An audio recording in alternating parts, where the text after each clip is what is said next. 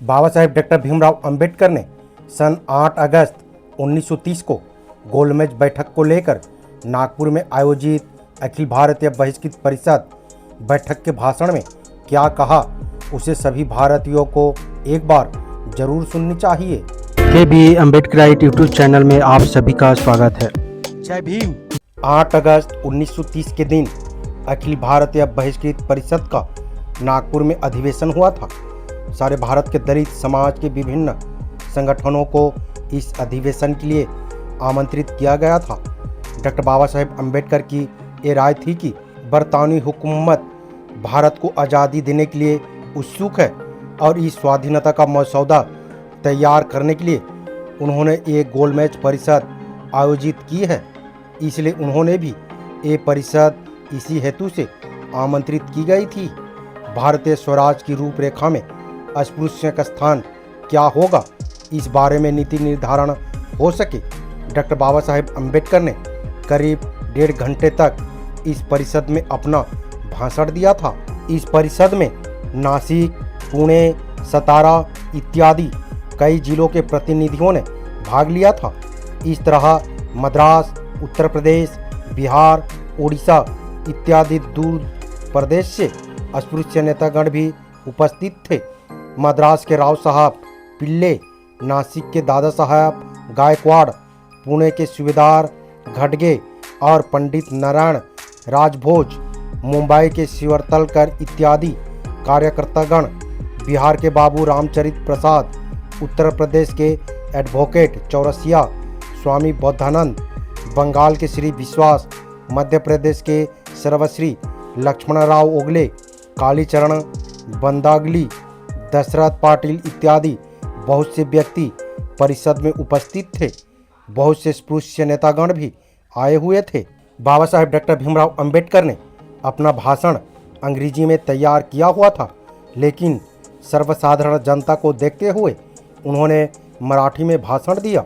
अपने लंबे भाषण में डॉक्टर बाबा साहेब अम्बेडकर ने 18 बहिष्कृत जातियों की यूरोप की भिन्न भिन्न वंश और भिन्न भाषा के समान ही परिस्थिति बताई और ये प्रतिपादित किया कि भारत को आज़ादी मिलनी ही चाहिए, उसे टाला नहीं जा सकता। उन्होंने समझाया कि विभिन्न समाजों के समान हित की दृष्टि से ही मध्यवर्ती सरकार स्थापित करना आवश्यक है। ये नहीं भूलना चाहिए कि अंग्रेजों के एक तंत्री शासन के कारण ही हिंदुस्तान एक तंत्री राष्ट्र बन सका। बाबा साहेब डॉक्टर भीमराव अंबेडकर ने स्पष्ट कहा, भिन्न भिन्न जातियां और आचार विचार की भिन्नता ऐतिहासिक और राजनीतिक दृष्टि से स्वराज के रास्ते में बाधक नहीं होनी चाहिए। उन्होंने कहा, भांति भांति के सामाजिक वर्गों की भलाई और उनमें भाईचारा बनाए रखने के लिए लक्ष्य को ध्यान में रखकर ही स्वराज का संविधान बनाना होगा। यदि किसी भी एक वर्ग के हाथ में शासन का बेलगाम अधिकार दे दिया गया तो वो जल्लाद के हाथों में ही छुरा देने के समान हो जाएगा। अल्पसंख्यकों का प्रश्न का हल समान कारक होना चाहिए। देश के संविधान में ही उनके अधिकारों को सुरक्षित रखने की व्यवस्था अंकित होनी चाहिए। इस अधिकार की रक्षा के लिए विधानसभा में अस्पृश्य को पूरा प्रतिनिधित्व मिलना चाहिए, इतना कि वो उनकी तादाद के हिसाब से भी ज़्यादा हो।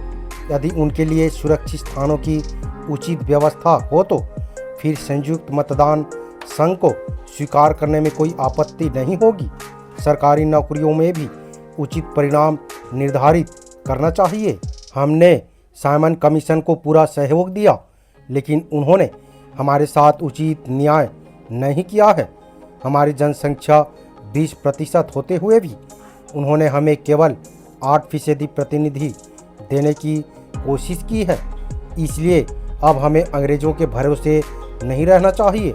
औपनिवेशिक राज्य अस्पृश्य समाज के लिए पूर्ण स्वराज से अधिक हितकर होगा।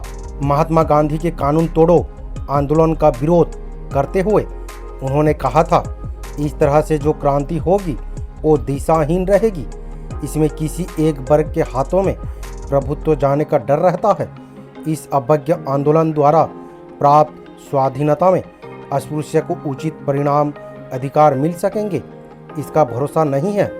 उन्होंने अपने भाषण में ये भी संकेत दिया कि कांग्रेस को इस गोलमेज परिषद को मान लेना चाहिए और अपना अवज्ञा आंदोलन समाप्त कर देनी चाहिए।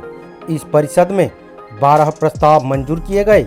इनमें डॉक्टर बाबा साहेब अम्बेडकर के भाषण में सुझाई हुई मांगों को दोहराया गया था। ज्ञान प्रकाश जैसी पत्रिकाओं ने डॉक्टर बाबा साहेब अम्बेडकर के भाषण पर अपने विचार प्रदर्शित करते हुए लिखा था, हमारे हिंदू नेताओं को डॉक्टर अम्बेडकर का अनुसरण करना चाहिए। पहली गोलमेज परिषद के लिए डॉक्टर बाबा साहेब अम्बेडकर को अस्पृश्य के प्रतिनिधित्व के रूप में मनोनीत किया गया था। 26 सितंबर 1930 को उन्होंने मुंबई शहर के टाउन हॉल में गोलमेज परिषद के महत्व पर प्रकाश डालते हुए भाषण दिया। क्योंकि कांग्रेस ने इस गोलमेज परिषद का बहिष्कार किया था, इसलिए देश के पत्रकारों ने डॉक्टर बाबा साहेब अम्बेडकर को अपनी टीका का लक्ष्य बनाया। उस समय देश की ये हालत थी कि जो कांग्रेस कहे वही नीति होती थी और जो वो कहे वही सही रीति मानी जाती थी। अस्पृश्य समाज की ओर से बाबा साहेब डॉक्टर भीमराव अम्बेडकर को सम्मान पत्र देने और उन्हें विदा करने के लिए गुरुवार 2 अक्टूबर 1930 को परेल में आयोजन किया गया था। लगभग 10,000 से अधिक लोग इस समारोह में उपस्थित थे। बाबा साहेब डॉक्टर भीमराव अम्बेडकर ने अपने भाषण में कहा, स्वराज तो अस्पृश्यों को भी मिलनी चाहिए, लेकिन भावी संविधान में अस्पृश्य को स्वाधीनता दिलाने की व्यवस्था पहले ही कर रखना आवश्यक है। भारत में पुलिस एवं फौज में अस्पृश्य को पूरा प्रतिनिधित्व दिया जाए, इसके लिए मैं प्रयत्नशील रहूँगा। इस अवसर पर उन्हें 5,000 रुपये की थैली भेंट की गई थी। इसमें से कुछ रकम उन्होंने दलित कांग्रेस के कार्य के लिए एवं कुछ रकम नए प्रकाशित होने वाले जनता अखबार के लिए देने की घोषणा की थी। वीडियो आपको कैसी लगी अपने राय कमेंट बॉक्स में ज़रूर दें। वीडियो अगर पसंद आए तो लाइक करें, हाइप करें और सब्सक्राइब करना ना भूलें।